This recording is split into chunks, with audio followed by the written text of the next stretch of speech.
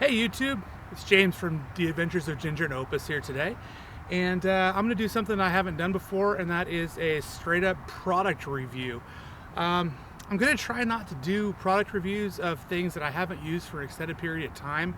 Nobody pays me to do this. I just do it sort of as a service to the community, and the community again, overlanders, travelers, anyone who does vehicle-based adventure travel.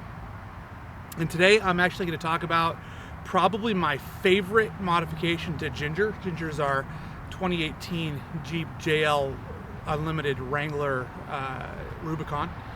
And you'd think that it would be something like the fancy Reservoir King shocks, or the lift, or maybe the winch, or something like that. But it's actually a little bit more of a creature comfort than you might think. So without further ado, my favorite modification to Ginger, the fridge. This thing has been invaluable over time, and we bought it because when we first got the Jeep, we'd been thinking about getting one of the fancy ARB or Dometic fridges, maybe a Snowmaster, something like that, for a long time, and kind of debated on it. We got the Jeep with it. You know, let's pull the trigger. But we decided that we didn't know how much we were going to use it, or if we were going to like it or not. And so about a year ago, we stumbled across this particular unit on Amazon, and it was pretty cheap. It's actually cheaper now than it was at the time. And thought, well, you know what? Not a lot of risk here.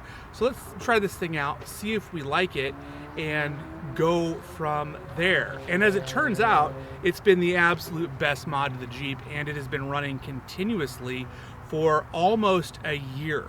The only time I turn it off is if I'm going to not run the Jeep for more than about 3 or 4 days.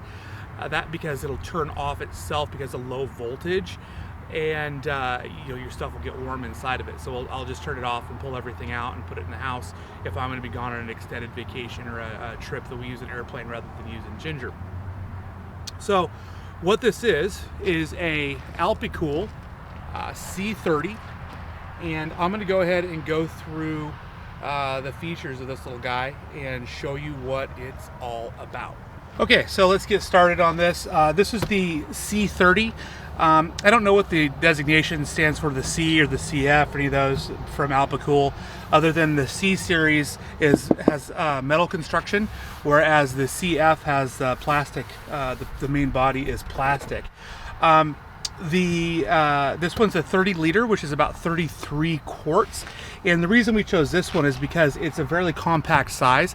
You can actually take this and fold down the driver's side rear seat and tie it down to, in the front, the child seat tether, and in the rear, the forwardmost cargo tie down, and still have use of the other side of the seat in the armrest on that side.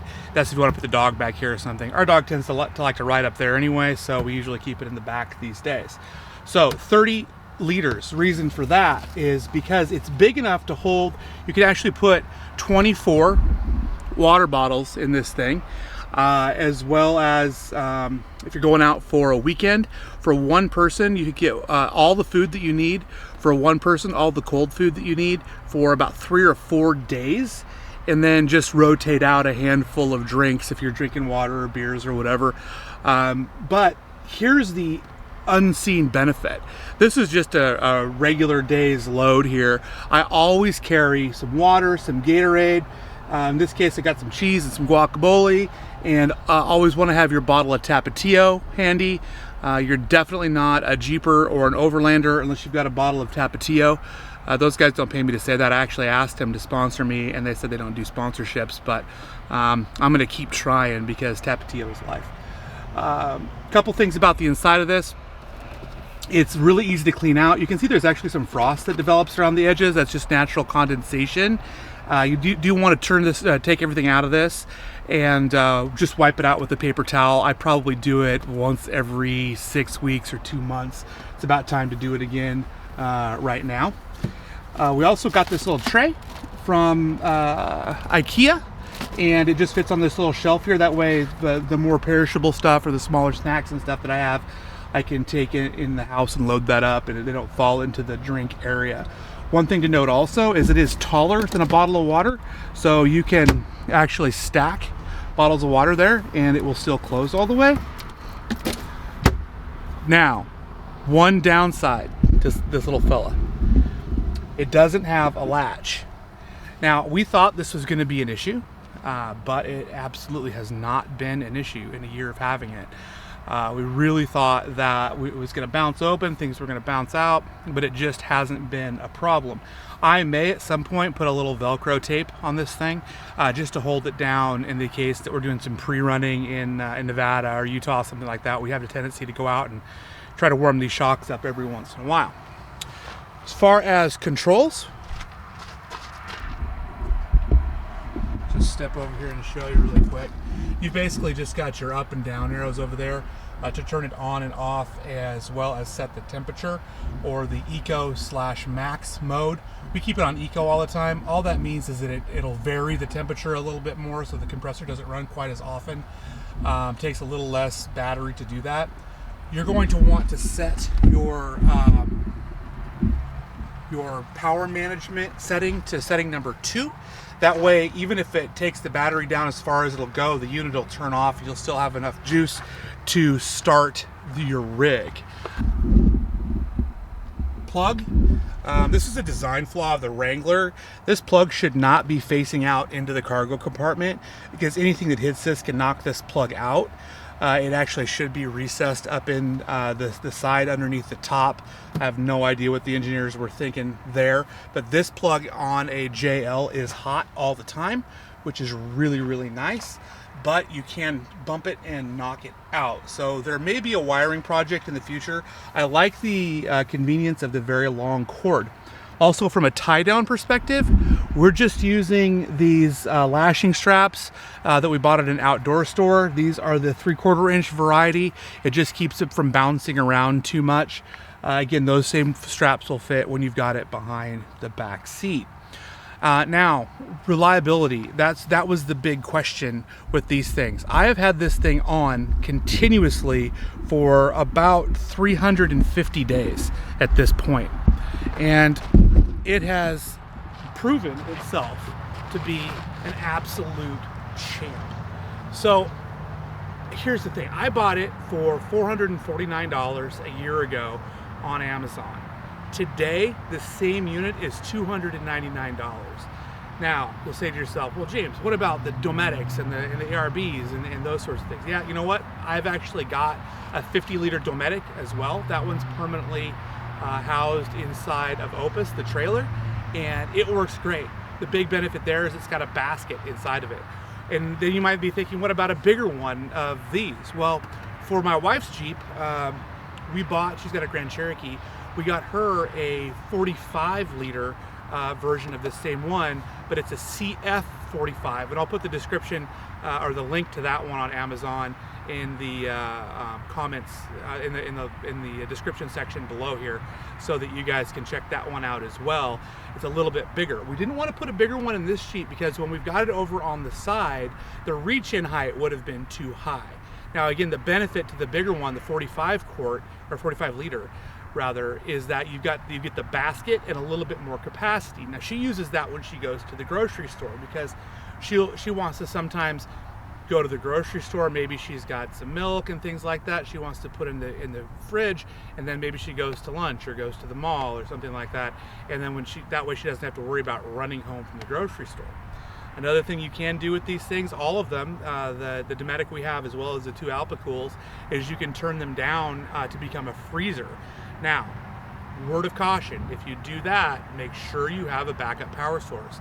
You want to have solar charging, or you want to have an auxiliary battery or something like that, because they will suck your juice down on your batteries if you use them as a freezer. They work extremely well as a freezer. I think this one will go down to about -3 degrees, and the Dometic will go down to about -7. And I'll go ahead and link the Dometic in the description below as well. Bottom line is with the Dometic is it costs about 2.5 to 3 times more than this guy, but it is quite a bit fancier. It's got a light when you open the lid up. It's got a basket with a divider. It's got more capacity. It's a little fancier for more your RV type of a use. But in the Jeep, there's nothing like having a cold Gatorade or a cold bottle of water when you come out of the gym, or when you're up for a weekend, not having to deal with soggy things floating around in your cooler and running out of ice while you're camping on the 3rd or 4th day of your camping expedition. I just got back from a 4-day journey down to Crater Lake and over to the Oregon coast with my mom, and we were able to keep all of our food and fruits and vegetables cold for the entire time. Again, I never turn this thing off. So, bottom line, cheap, reliable. Is it fancy? No, it's not. It's not fancy. But the fact is that for an expedition vehicle, and you're going to use this every day, or maybe as your backup fridge, or even inside the house. It comes with an AC converter too, if you want a little office fridge under your desk. I sometimes use our other one for that. You cannot go wrong. And the bottom line is that we've had this thing running again for a year, and it's worked perfectly the entire time. So, buy one. I don't get paid. Click the link. See what happens. Give me your comments and feedback and tell me if you've had a similar experience or maybe a different experience with fridges like this. Also, if you want to see more about either the setup inside Ginger or Opus the camper, let me know that in the comments as well. And I know a bunch of people, I've gotten a bunch of private messages about seeing the interior of Opus. That's coming, I promise it is. It's gonna take me a minute because the weather's turning, and I've got a couple other trips on airplanes planned in the meantime. So there's a lot going on in the real life here. So be a little bit patient on that one. But again, like, share, subscribe if you want to see more videos like this. I'd love to be able to make them for you. And in the meantime, we'll see you down the trail.